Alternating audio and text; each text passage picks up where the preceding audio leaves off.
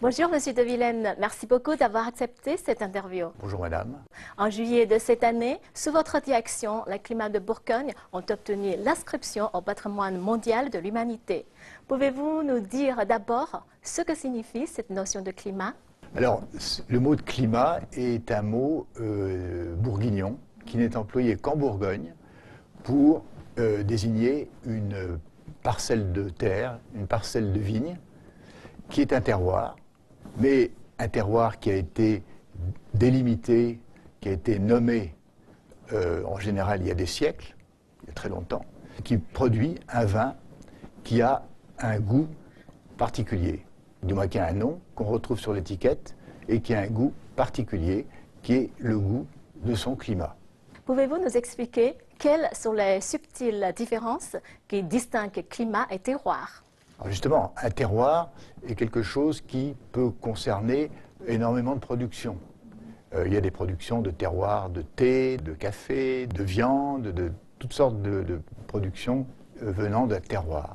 Mais un climat, c'est bien sûr un terroir, mais c'est aussi une notion bourguignonne qui recouvre, à côté de l'idée de terroir, l'histoire de ce terroir, toute la culture qui l'entoure, c'est-à-dire le nom, les limites, l'histoire des hommes qui se sont succédés, tout cela, c'est un climat.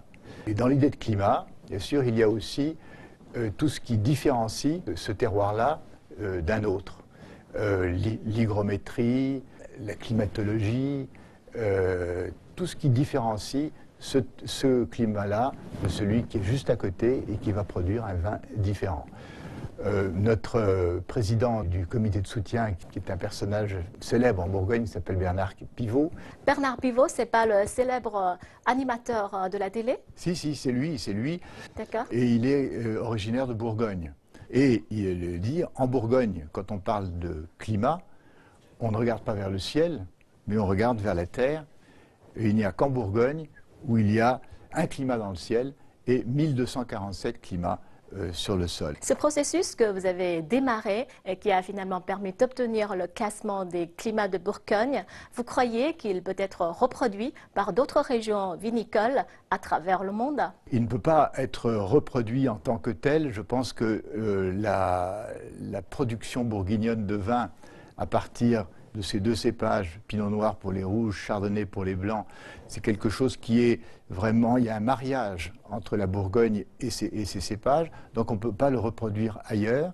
Par contre, le modèle bourguignon, je pense, est un modèle qui est très important pour le monde entier. Et c'est pour ça qu'il a été inscrit au patrimoine mondial. C'est parce que c'est plutôt son esprit, Voilà, son esprit, c'est-à-dire la fondation de cette idée de climat, c'est l'unité dans la diversité. Vous avez une grande diversité, 1247 climats, mais qui sont ensemble, dans une même unité. Et cette unité dans la diversité, je pense, est un modèle pour le monde entier, non seulement pour des territoires viticoles, mais aussi pour des territoires d'autres productions. Comment vous est venue l'idée de classer les climats de Bourgogne? Nous avons eu l'idée de bâtir une candidature au patrimoine mondial en 2006, avec moi-même et quelques bourguignons amoureux de la Bourgogne.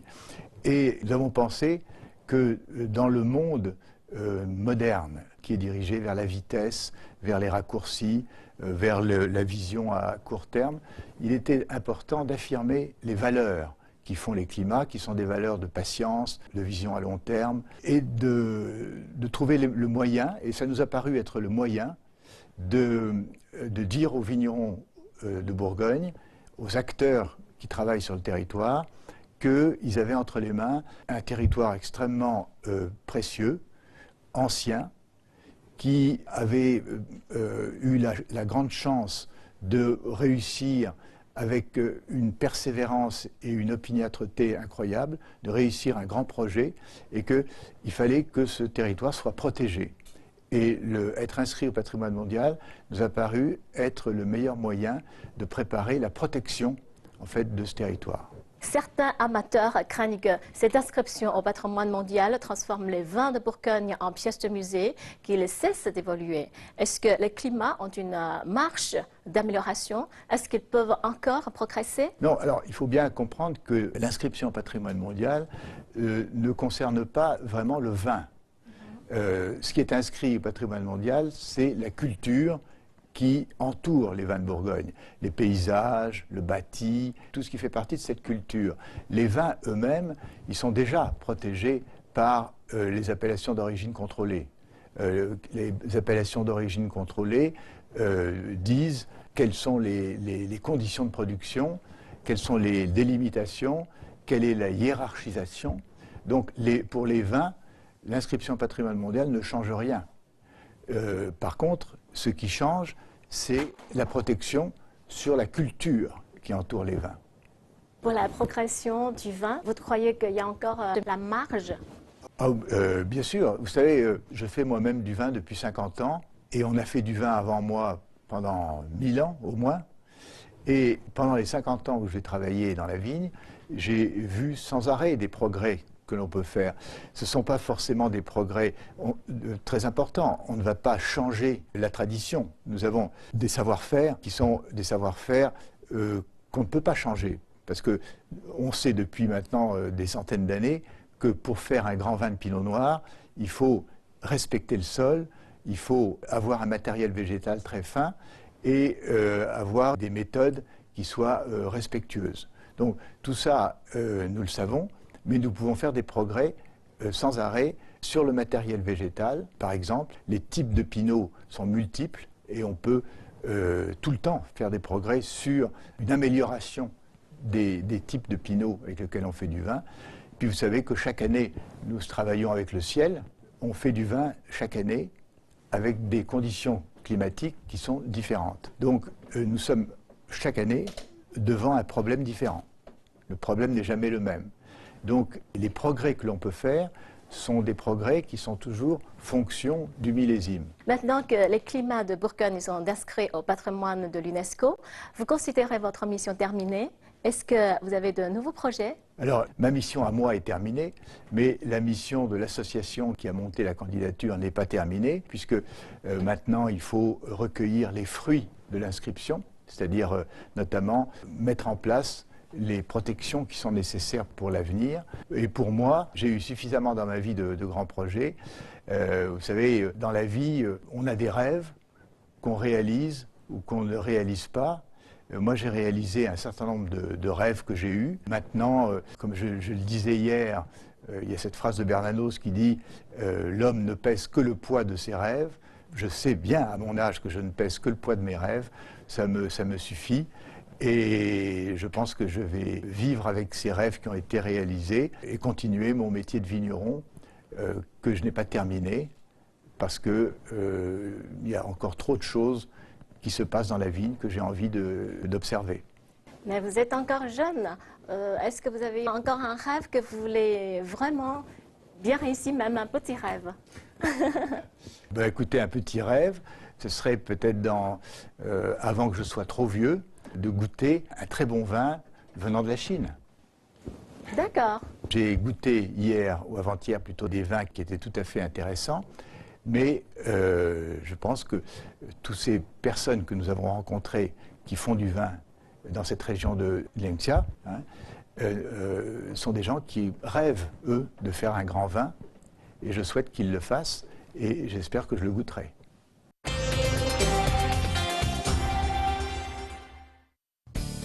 Bonjour, Monsieur de Vilaine. Bonjour, madame. Je fais moi-même du vin depuis 50 ans. Il n'y a qu'en Bourgogne où il y a un climat dans le ciel et 1247 climats sur le sol. La qualité principale d'un vigneron, je pense, c'est l'humilité. Seuls les vins de terroir ont une âme qu'ils expriment dans le vin. C'est la nature qui leur dictera peu à peu les moyens pour faire des grands vins.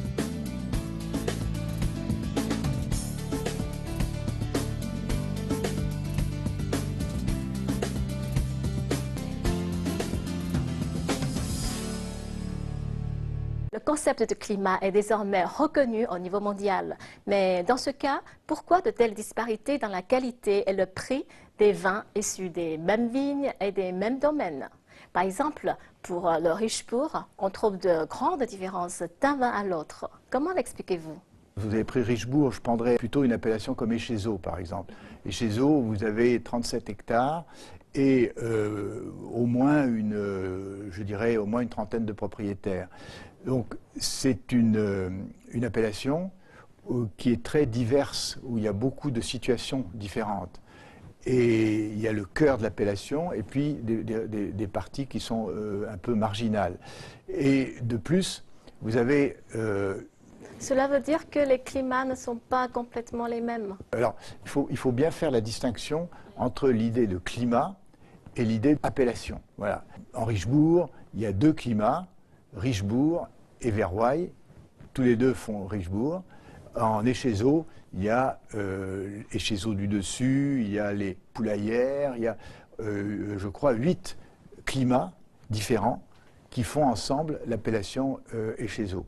Donc, vous avez là, si vous prenez l'Échezeaux, vous avez une assez grande variété de terroirs qui sont différents, suivant chaque climat. Et en plus, vous avez un matériel végétal, c'est-à-dire des vignes, qui peuvent être très différentes. Vous avez des types de pinots qui sont très productifs, d'autres peu productifs, des types moyens. Donc les vignerons utilisent un matériel végétal qui est différent et ils vont faire des vins de qualité différente et qui auront une réputation différente sur le marché et qu'on va vendre à des prix différents. Quelles sont les tâches essentielles qui incombent aux vignerons dans la fabrication du vin? Et d'après vous, qu'est-ce qui fait un bon vigneron? La qualité principale d'un vigneron, je pense, c'est l'humilité.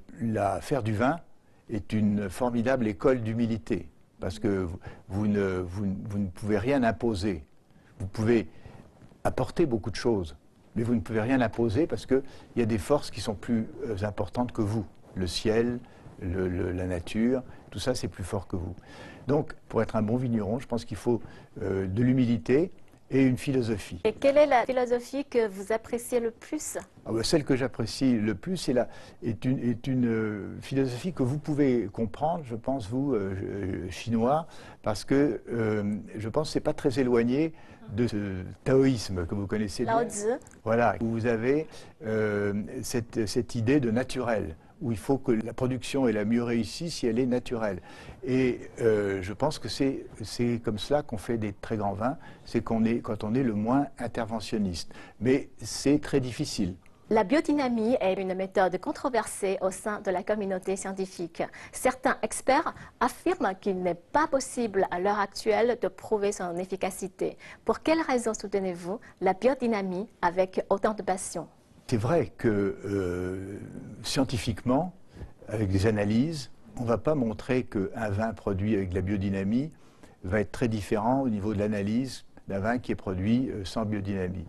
Mais personnellement, je pense que là, justement, nous parlions de naturel, je pense que la biodynamie qui nous remet en phase avec les rythmes naturels, qui nous amène à avoir un grand respect pour le sol, puisque quand on fait de la biodynamie, ça veut dire qu'on a compris comment le sol fonctionne, que le sol fonctionne grâce à la vie qui règne dans ce sol. Donc on maintient la vie de ce sol. Donc je pense que comme la vigne est une plante qui se nourrit du sol à des profondeurs quelquefois très, très, très importantes, 3, 4, 5 mètres de profondeur. Donc je pense que grâce à la biodynamie qui active ces forces naturelles, on arrive à produire des vins où on trouve une maturité, une finesse de maturité supplémentaire. Je ne veux pas dire qu'on ait plus de sucre ou moins d'acidité, mais une finesse de maturité supplémentaire, une transparence qui fait que le climat est plus expressif dans le vin. Ce sont des choses qu'on ne peut pas prouver scientifiquement, mais je suis moi-même persuadé que l'on fait un vin qui a une finesse supérieure grâce à la biodynamie. Vous pensez que la biodynamie est une méthode amenée à se généraliser? Je ne sais pas, parce que c'est pas facile de faire de la biodynamie. Il faut être tout le temps en observation, en osmose avec sa vigne. Donc je pense que tout le monde n'est pas prêt à faire de la biodynamie et il ne faudrait pas que la biodynamie devienne une recette, si vous voulez. Une sorte de recette commerciale où on dit il faut que je dise que je fais de la biodynamie parce que je vais vendre mieux mon vin. Ça serait une catastrophe si c'était comme ça. Je pense que la biodynamie est quand même quelque chose qui est réservé à des vignerons qui ont vraiment une conscience forte de leurs responsabilités et vis-à-vis de leurs vignes et qui acceptent en plus de faire des productions qui sont quand même un peu diminuées par rapport à... Parce que quand on respecte les rythmes naturels, il est évident qu'on reçoit davantage de maladies, on peut avoir davantage de problèmes, mais ce sont des problèmes qui peuvent diminuer la récolte, mais en même temps lui apportent un équilibre qui va faire un meilleur vin. Le danger, c'est que la biodynamie devienne une recette, que les gens utilisent, mais sans en être profondément convaincus dans leur cœur. Mais est-ce que vous avez utilisé les méthodes comme la bouse de corne? Bien sûr, quand vous faites de la biodynamie, vous utilisez un certain nombre d'éléments qui sont effectivement la bouse de corne, la silice, toutes les préparations qu'on appelle 500, 501, et puis aussi les tisanes, les décoctions de plantes qui apportent à la plante un potentiel de autodéfense contre les maladies. Je pense que la bouse de corne, notamment, la préparation qu'on appelle 500, est une préparation très importante et qui a un effet réel sur les sols. Tout le monde a déjà expérimenté le fameux goût de bouchon. C'est un problème fréquent. Comment faites-vous pour éviter ce problème? Est-ce que vous avez déjà songé à utiliser des bouchons spéciaux comme le diam pour garantir que vos bouteilles soient intactes? On ne peut pas garantir que les bouteilles soient intactes, c'est impossible de garantir. Le goût de bouchon, ça existe. Pour nos vins, c'est assez rare quand même. Mais c'est très compliqué de l'achat des bouchons à l'heure actuelle. Les bons bouchons sont devenus plus rares qu'ils étaient il y a une trentaine d'années, par exemple. C'est devenu plus rare, donc la sélection des bouchons est devenue quelque chose de très sérieux, très important. Nous-mêmes, nous sommes obligés, pour disons, les 100 000 bouteilles que nous faisons par an, on est obligé de travailler avec 8 fournisseurs différents qui ne peuvent pas s'engager chacun à plus de 10 à 15 000 bouchons par an de la qualité que nous voulons. Mais je pense que le bouchon liège est quelque chose qui est encore incontournable pour les grands vins. Pour l'instant, je pense que malgré le risque de goût de bouchon, le bouchon liège est quand même le moyen de fermer une bouteille qui est le plus qualitatif encore pour l'instant. Certains viticulteurs ajoutent des tanins, des levures chimiques pour améliorer le goût de leur vin. Certains placent même des petits morceaux de chêne dans les tonneaux pour donner un goût boisé. Toutes ces techniques sont maintenant bien connues.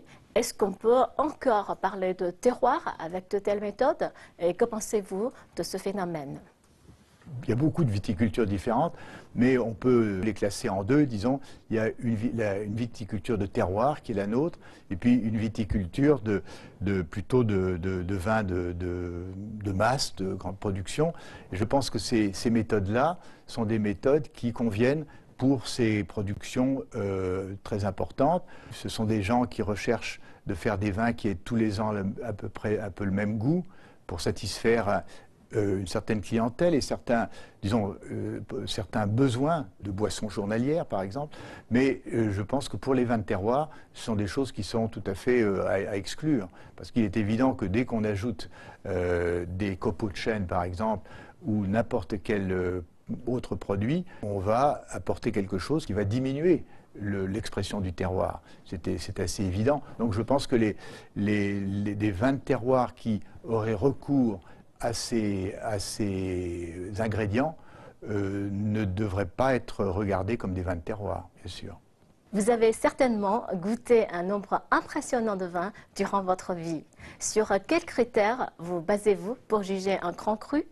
Hormis vos propres vins, quels sont les vins et les régions que vous appréciez le plus?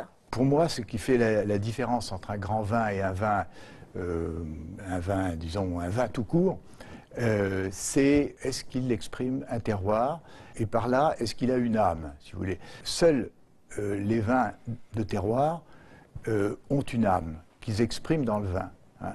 Et c'est ça quand je goûte un vin, c'est ce que je cherche. Si ça n'y est pas, ben ça n'y est pas, tant pis. Et si cette âme est dans le vin, tant mieux. Je considère que c'est un grand vin. Et quand je dis grand vin, je ne parle pas de la célébrité du vin. Je pense qu'un vin de petite appellation peut être un grand vin s'il a une expression de son terroir qui soit juste. Les vins de l'Ancien Monde sont produits en quantité limitée, alors que les vins du Nouveau Monde sont de plus en plus répandus. Que pensez-vous des vins du Nouveau Monde? Est-ce qu'on y trouve de grands vins? Parmi ces vins-là, il y a des grands vins de demain, bien sûr. Vous nous avez fait rencontrer des producteurs chinois qui sont au tout début de leur histoire. Tout début de leur histoire.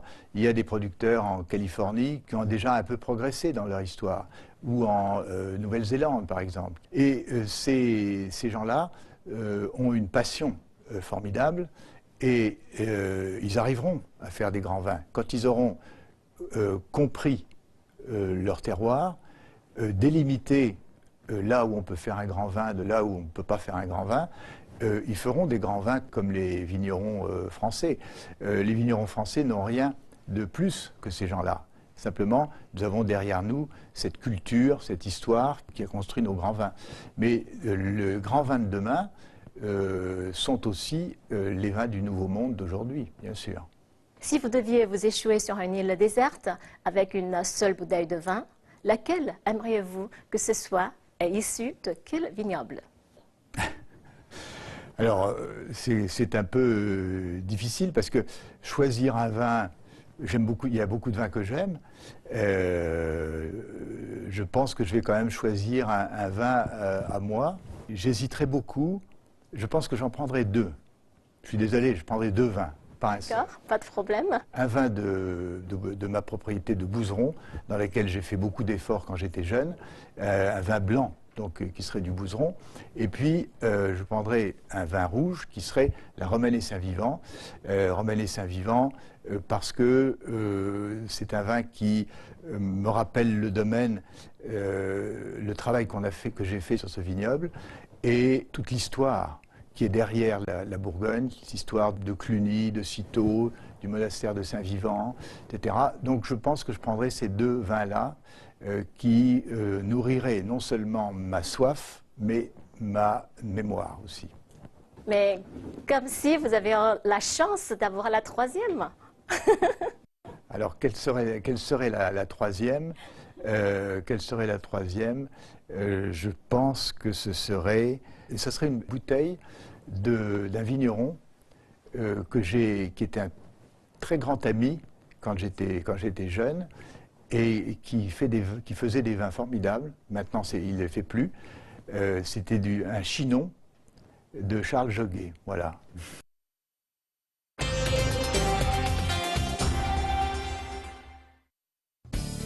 Bonjour, Monsieur de Vilaine. Bonjour, madame. Je fais moi-même du vin depuis 50 ans. Il n'y a qu'en Bourgogne où il y a un climat dans le ciel et 1247 climats sur le sol. La qualité principale d'un vigneron, je pense, c'est l'humilité. Seuls les vins de terroir ont une âme qu'ils expriment dans le vin. C'est la nature qui leur dictera peu à peu les moyens pour faire des grands vins.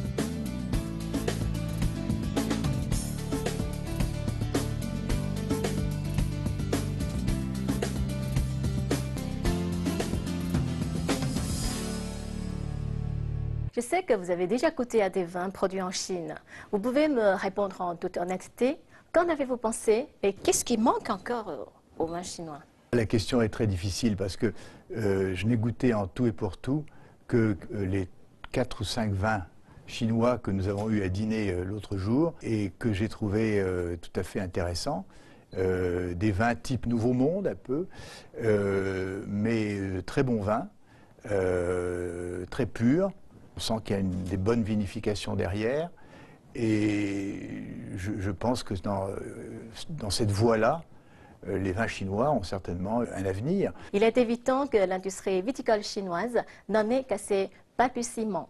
Quel conseil donneriez-vous aux viticulteurs chinois?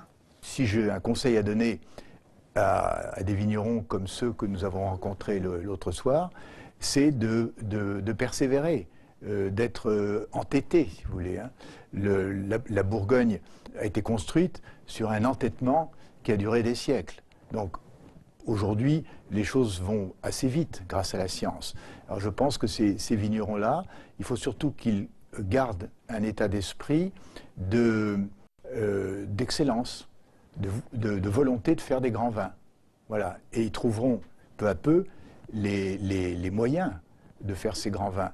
C'est la nature qui leur dictera peu à peu les moyens pour faire des grands vins. Ce que je leur dirais, moi, c'est conserver un état d'esprit où on ne prend pas de raccourcis, on garde une vision à long terme de faire des grands vins dès que ce sera possible.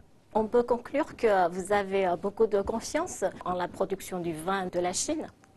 Bien sûr, la Chine est un pays immense et il y a certainement des grands terroirs en Chine. Maintenant, bon, je pense qu'ils seront peu à peu découverts.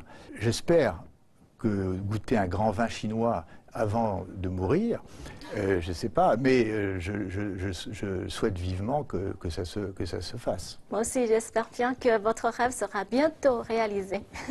Votre amour du terroir et votre combat pour sa préservation, votre soutien de la viticulture biologique sont en parfaite adéquation avec la pensée millénaire chinoise d'harmonie entre la nature et l'homme. Nous sommes d'autant plus admiratifs de votre travail. Merci infiniment, encore une fois, d'avoir accepté notre interview. Merci. Merci beaucoup.